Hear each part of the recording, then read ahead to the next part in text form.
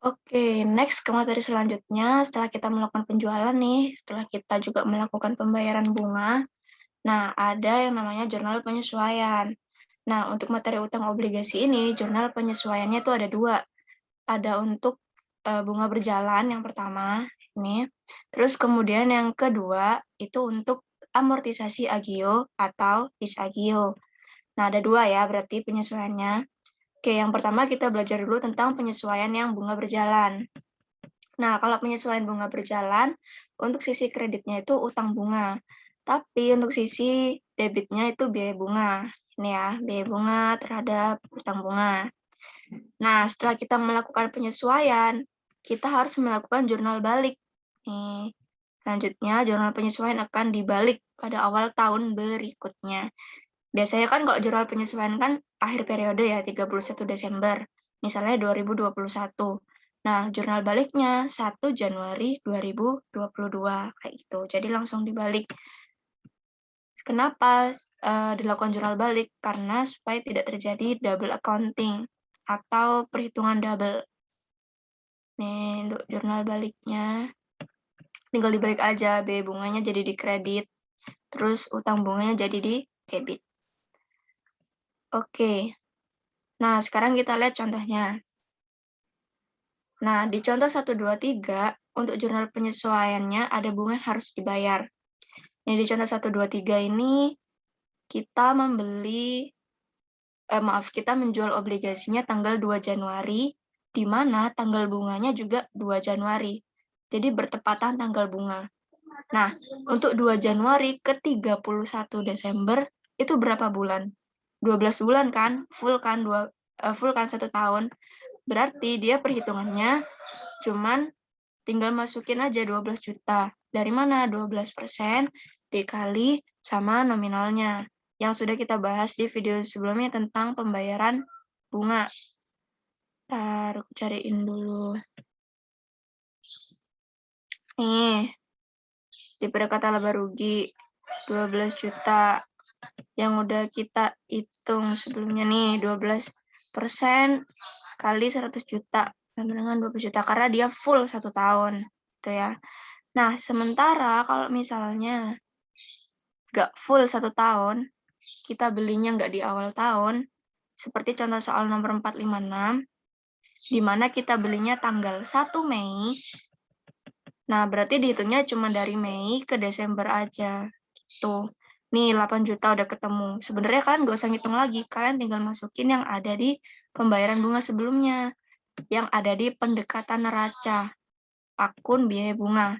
Nah, itu mengapa saya lebih prefer atau menyarankan kalian pakai pendekatan neraca daripada laba rugi.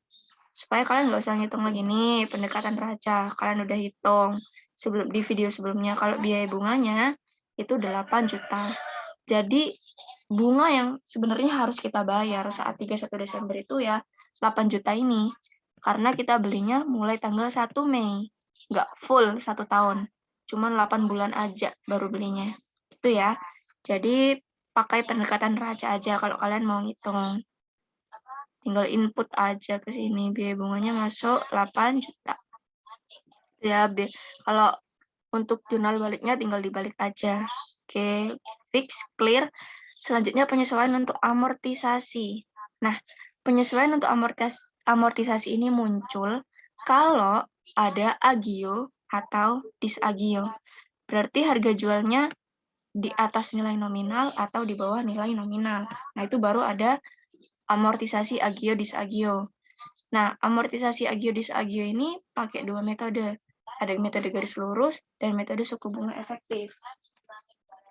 Nah, cuma di sini kita hanya membahas metode garis lurus aja. Di mana amortisasi agio disagio itu agio disagio obligasinya bagi sama umur atau jangka waktu obligasi. Ya, untuk jurnalnya agio di debit, disagio di kredit terhadap beban bunga. Jangan kebalik. Dan semuanya itu kalau jurnal penyesuaian itu di tanggal 31 Desember acuannya.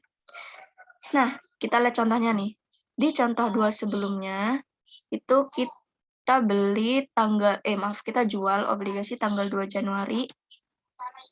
Dan ada agio sebesar 10 juta. Berarti full kan 1 tahun dari bulan Januari ke 31 Desember. Ya udah tinggal dibagi aja. Agio bagi 5. Kok dibagi 5, Kak? Iya, karena 10 juta ini harus kita bagi dulu 5 tahun jangka waktunya. Baru ketemu amortisasi agio per tahunnya. Masuk deh. Jadi per tahun itu penyusutannya 2 juta. Tuh. So, gampang ya karena full 1 tahun. Nah, di contoh kelima, seperti yang udah kakak jelasin, kalau kita belinya tuh bulan Mei.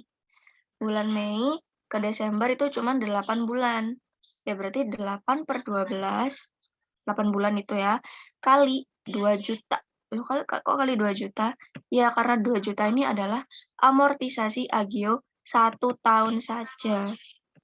Tuh, jadi kalau misalnya 1 tahun 12 juta, 8 bulan berapa? Gitu ini ya. Ini yang udah kita hitung nih. Amortisasi agio 2 juta. Itu per tahun. Jadi 8 bulan kita hanya mengalami amortisasi agio 1.333 sekian. Tinggal masukin aja agio di debit. Nah, kalau misalnya disagio di kredit. Ini ya untuk yang disagio. Kalau misalnya full 1 tahun tinggal dibagi aja 5 juta. Ini disagionya bagi jangka waktunya kayak gitu aja sih. Terus kalau misalnya agak bertepatan, tinggal dikali aja. 8 per 12 kali amortisasi disagio 1 tahun. Berarti kita cuman mengalami amortisasi 666.000 sekian. Gitu. Gampang ya. Oke, penyesuaian selesai. We'll go to the soal. Nah, masih sama soalnya. Di sini kan penjualan obligasi udah, pembayaran bunga udah. Sekarang jurnal penyesuaian. Nah, untuk jurnal penyesuaian ada 2. Ada bunga berjalan dan amortisasi agio.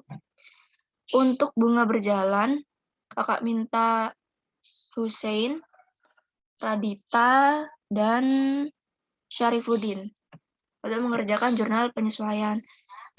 3 anak ya, 3 anak lainnya juga kakak minta lagi 3 anak bebas, jadi ada 6 anak. Ini kakak kasih clue dulu untuk jurnal penyesuaian yang bunga berjalan.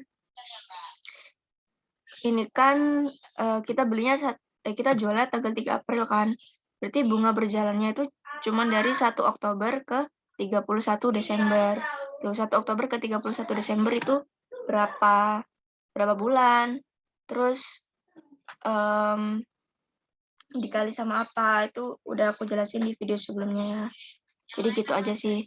Terus untuk jurnal penyesuaian yang amortisasi agio atau disagio, kakak minta tolong Melisa, Gede Sudipta, dan Baskoro. Oke. Untuk jurnal penyesuaian amortisasi agio atau disagio. Nah, ini kan udah ketahuan ya di perhitungan sebelumnya agio atau disagio. Kalian tinggal melakukan penyesuaian. Gitu. Dia belinya jualnya 3 April, berarti dari April ke Desember ngitungnya. Itu ya. Oke, selamat mengerjakan. Ini kakak cek dulu.